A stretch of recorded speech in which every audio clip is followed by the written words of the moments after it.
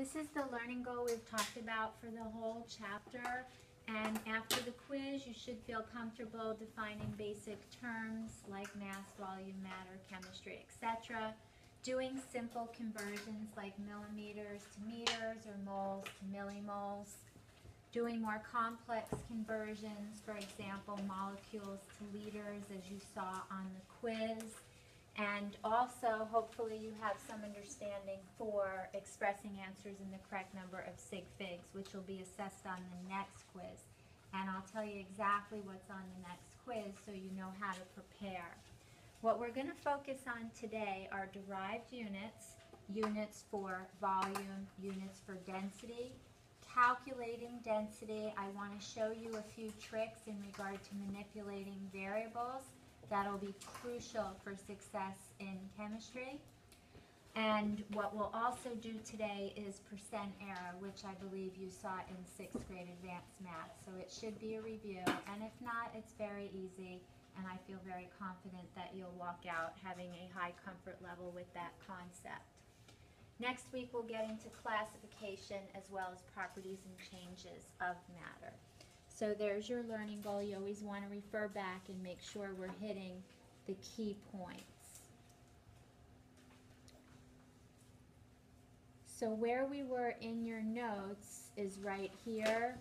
We want to pick up with the fundamental units. Now keep in mind, if you were with me on Monday, we did do this whole section on sig figs. So we're going to do an earlier section and a subsequent section to sig figs. Thank you.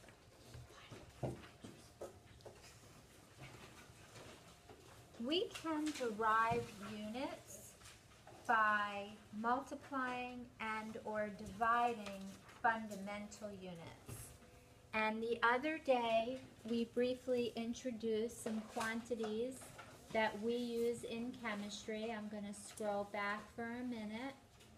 And those quantities are listed in the table shown. We said in chemistry we focus on these 5 quantities shown in the left column, and the fundamental units for each are indicated here. For example, length, the fundamental units meter, mass, kilogram. That's the only one with a prefix. Just be careful of that one. Time, seconds, thermodynamic temperature in Kelvin. We'll get to that when we talk about gas laws in the third 9 weeks. The amount of substance, fundamental unit is moles, allowing us to convert from one substance to another. And we'll talk about the mole in great detail in the second 9 weeks. The mole will be critically important this year. Those are the fundamental units. However, we know, for example, that density is a very important quantity in science. You've worked with density before. Density is going to have a derived unit. It's going to come from a fundamental unit as well as another that's been derived, and I'll point that out. For example, if you are calculating the volume of a substance, let's say the volume of a regular solid, we talked about this the other day. So if you are calculating the volume of a regular solid, such as a rectangular prism, volume abbreviated with a capital V, how would you calculate the volume of that rectangular solid? Claire? Exactly. So the volume is the length times the width times the height. Now, unless you had an object that was ginormous, these measurements would probably be in centimeters. And when you multiply centimeters times centimeters times centimeters, you're going to get something in centimeters cubed. Centimeters cubed is a derived unit. We, in this case, put prefixes on the fundamental unit meter. We multiply them together, we get a derived unit. Similarly, what is the formula to calculate density? Go ahead, Dylan. Mass divided by volume. You got it. Mass divided by volume. The mass typically will be in grams. The volume typically will be in mils or centimeters cubed. So for example, if you had grams over mils, this would be a derived unit, derived from fundamental units that have been multiplied and or divided together.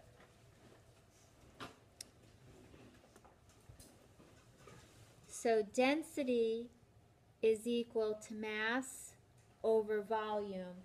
And we're now going to use this formula as I know you've done previously in middle school science. I just want to point out some key tricks that should be helpful to you. In looking at this first problem, it says the density of an iron nail that has a mass of 67.1 grams and a volume of 8.54 mils. You want to calculate the density. So what we're looking for is density. We're given the mass in grams and the volume is 8.54 mils. And most of you can do this in your head or in a calculator very, very simply. I just want to show you a few useful tools in chemistry that will help you achieve great success. So in this first problem, we want to calculate density, abbreviated capital D. The mass is 67.1 grams and the volume is 8.54 mils.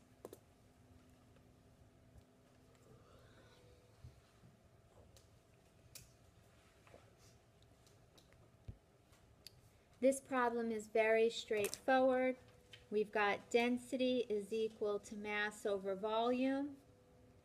The mass is 67.1 grams. Don't just throw numbers in. You want the whole quantity, the number and the unit, divided by the volume.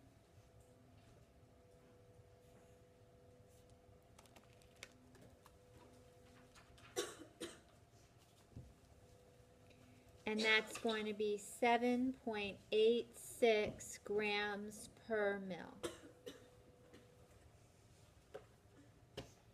You probably could do that back in elementary school. The only thing I really want to stress here is plugging in quantities. So your answer at the end is a quantity, a number with the correct unit. The second problem also is probably very straightforward for you. It says calculate the mass of a solid block that occupies 12.5 centimeters cubed and has a density of 1.45 grams per cubic centimeter. What are we looking for in question 2? Mass. We're looking for mass. What are we given? The density. What's the density? 1.45 grams per cubic centimeter. Good. And we're also given 12.5 centimeters cubed. What does that represent? Volume. Good. Now a lot of you are just going to plug numbers or quantities all over the place. Learn how to manipulate your variables. It's going to be extremely helpful this year. You've got density is equal to mass over volume. You want to solve for mass. Something's divided by the mass, so you essentially multiply both sides by volume, or some of you prefer to just cross multiply, and that's fine. Mass is equal to density times volume. So the mass is equal to the density, 1.45 grams per cubic centimeter, times the volume is 12.5 centimeters cubed. By writing the quantities out, you can see clearly how centimeters cubed cancels when you multiply those two quantities. You multiply those two quantities and you have 18.1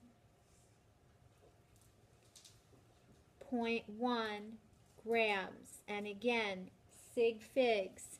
You're given 3 sig figs in both of those, so that's the least number. The answer is expressed in 3 sig figs. When you multiply or divide, you express to the least number of significant digits.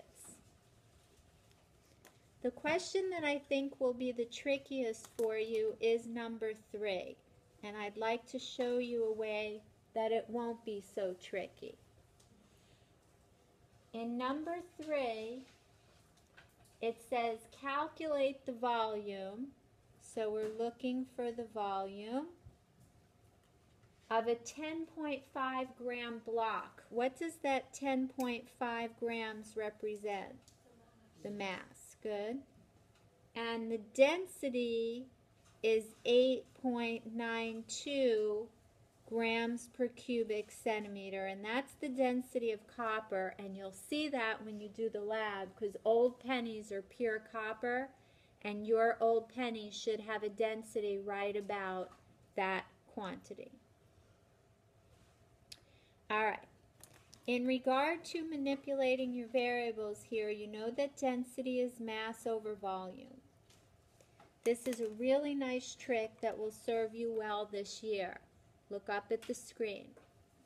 You can interchange the numerator on one side of the equation with the denominator on the other side of the equation. So you can interchange density and volume, and what you get is volume is equal to mass over density. If you don't like it, that's fine. You could have cross-multiplied, and then you could solve for volume by dividing both sides by the density. You'll get the same equation. Just be very careful in your manipulation. That interchange only works with the numerator on one side of the equation and the denominator on another. Don't start flipping numerators all over the place, because those don't interchange. Be careful. So you have volume is equal to mass over density.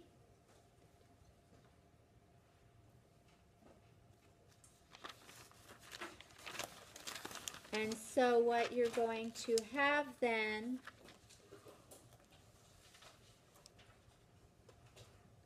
is that the volume is equal to 10.5 grams over 8.92 grams per cubic centimeter.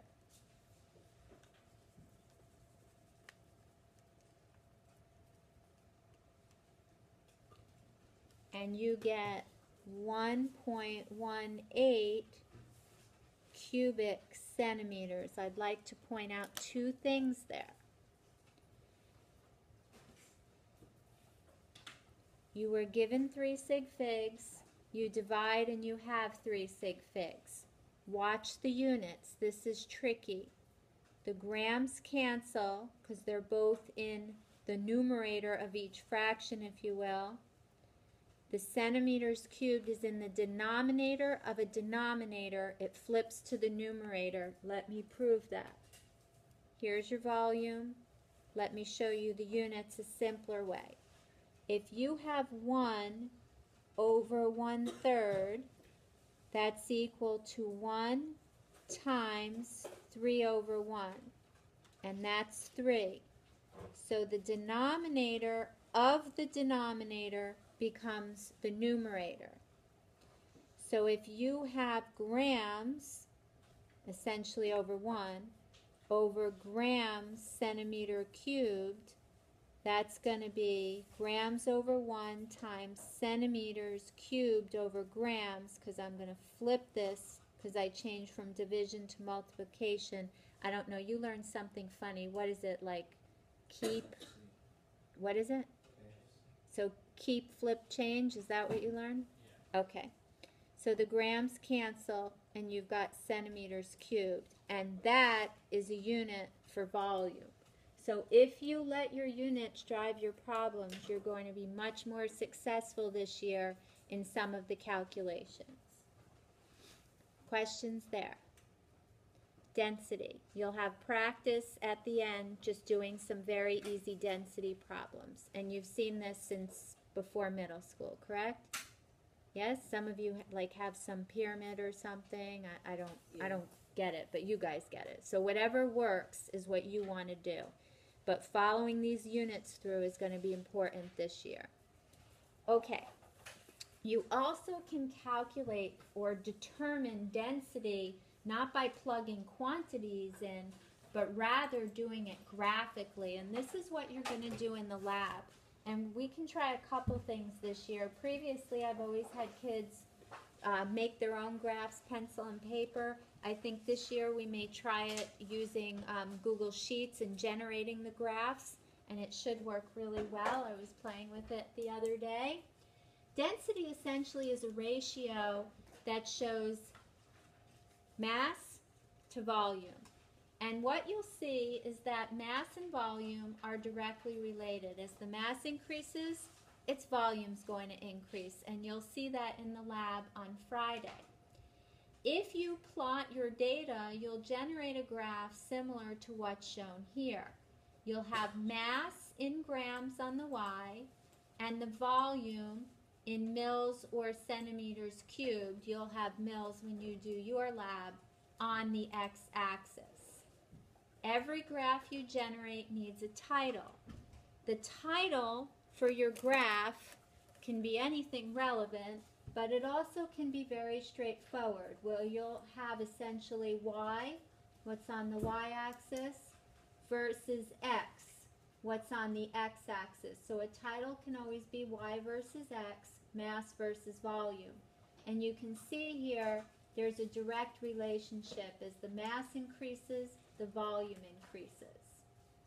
How do you get the slope of a line? Rise over run. Rise over run, or the change in y over the change in x. So y is mass and x is volume. And what's mass over volume? Density. So the slope of your line is the density, and you'll be determining the density of pennies made prior to 82 and after 82 by determining the slope of your line. And you'll do it for old pennies, and you'll do it for new pennies. And what you also can see if you plot it on the same graph is you could have a line here. But if I had a line that started in the origin, at the origin and went up, would that be a steeper slope or a less steep slope?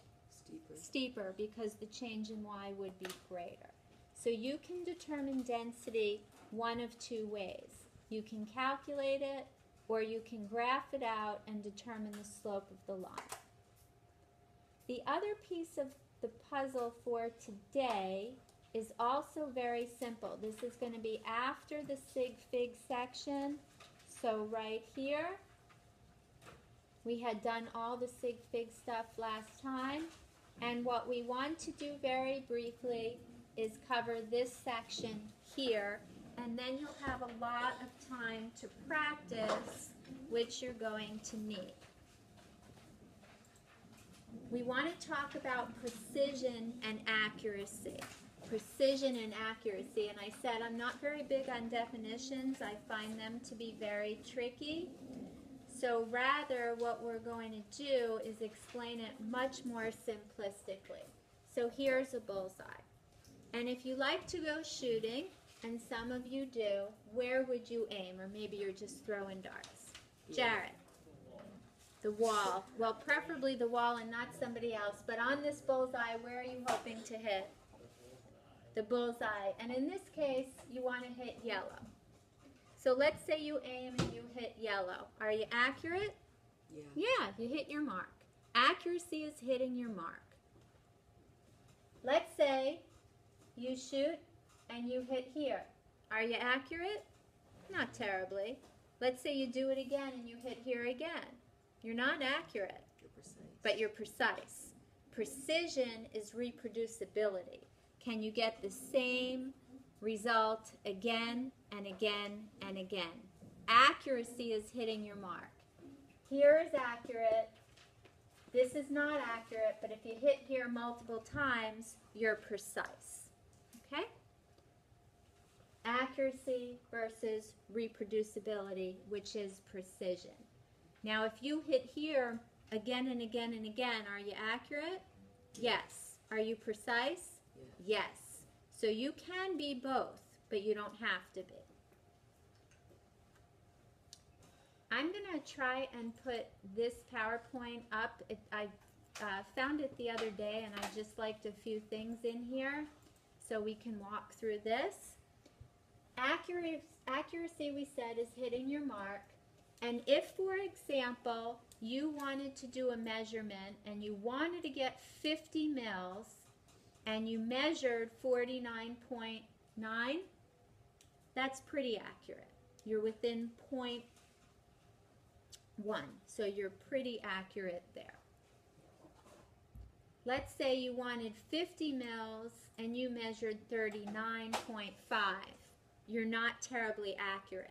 But if you keep doing 39.5, you have precision. One thing we talked about with sig figs was how to report quantities in the correct number of significant digits.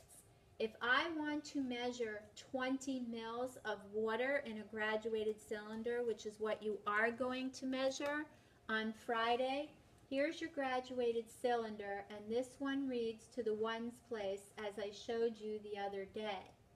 When you read a graduated cylinder, in almost every case you're going to read the bottom of the meniscus because you're going to have concave demonstrating liquids such as water.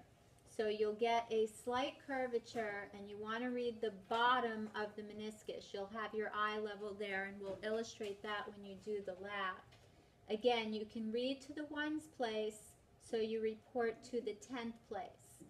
If you do this and you read it at 20.0 mils, you are accurate. If you're reading it incorrectly and you read 20.5 mils, you're off a little bit. You may get reproducibility, but you're not really illustrating accuracy in that particular instance. So accuracy is hitting your mark. Precision is reproducibility. What you can do then is you can calculate percent error. And this you've probably seen before. Percent error tells you what percent you are off from what you should have attained. A percent error of 10 or less is a relatively good percent error. A percent error greater than 10% is a little bit higher than what you want. So you want your experimental value, that is what you measure in the laboratory, to be very close to the accepted value. The accepted value is what's reported in the literature. If you took your phones out and you Googled what is the density of copper, 8.92 grams per cubic centimeter would come up. That's the accepted value. The experimental value is what you get in the laboratory. And so you'll want to calculate the percent error in your first lab to see how good of a job you did. And again, anything less than 10% is relatively good. So let's do this first example together. And then you'll try the second. There's one thing here I really want to, there's a couple things I really want to point out. Before we do that problem, you will note to calculate percent error, you are going to subtract the experimental value from the accepted. You will then take the absolute value. These lines right here signify absolute value, and as a result, you cannot get a negative percent error because you're going to take the absolute value of the numerator. There's no negative percent error. You take the absolute value. You'll divide that difference by the accepted value. That's what's reported in the literature. You get it off some table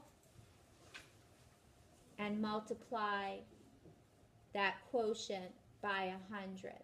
Let's take a look at the first example together. I want to point out a couple things in this one. I'll let you try the second, and then you should be in good shape for practice.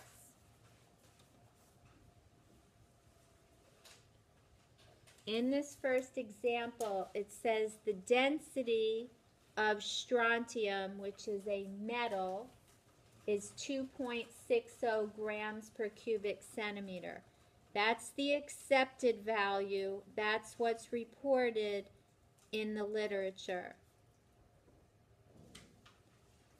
A chemist measures or calculates the density of this silvery metal, so that's the experimental value. That's what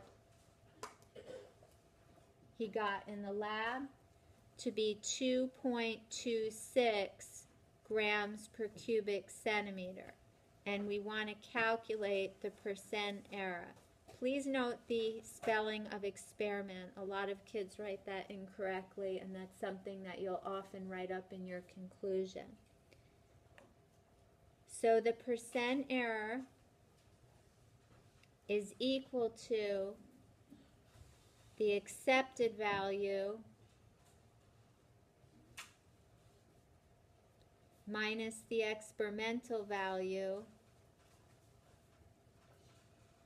Don't forget absolute value, no negative percent errors, over the accepted value. And you're going to multiply that by 100. Your percent error is going to be 2.60 grams per cubic centimeter minus 2.26 grams per cubic centimeter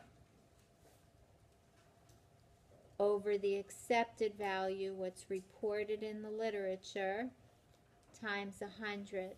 This one's a little funky with sig figs. You've been given 3 sig figs, but something happens when you subtract your experimental from your accepted.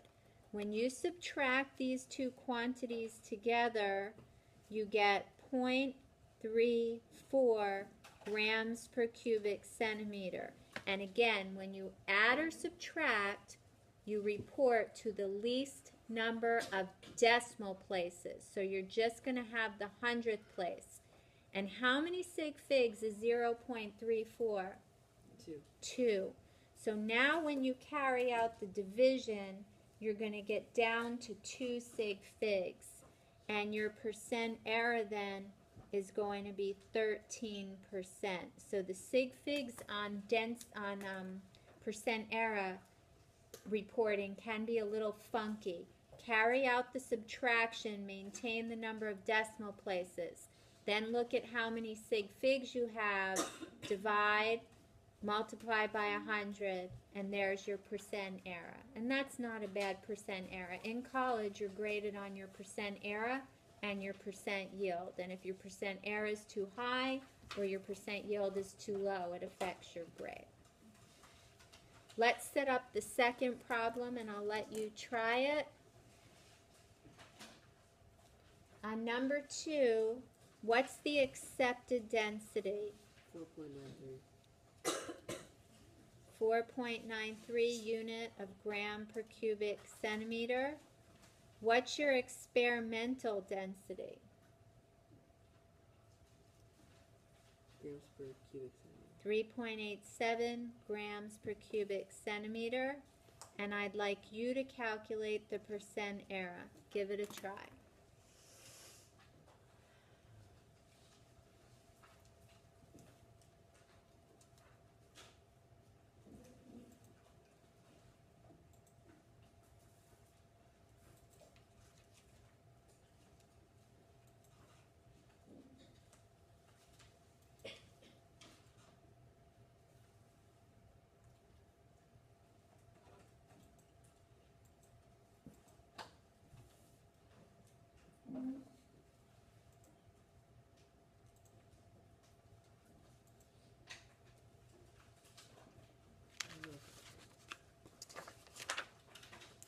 watch those sig figs. Sig figs are going to be critical on the next quiz.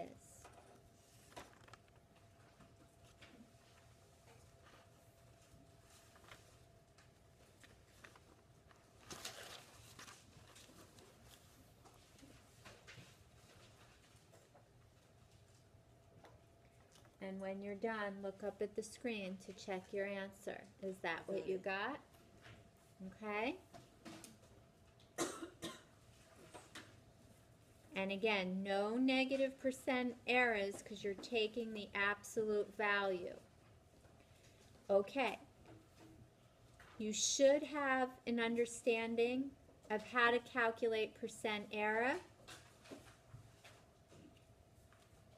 what accuracy and precision are. And in regard to accuracy and precision, there is one more thing that I would like to mention in regard to accuracy and precision. You'll see this in the lab. In terms of accuracy, some instruments have better accuracy than others.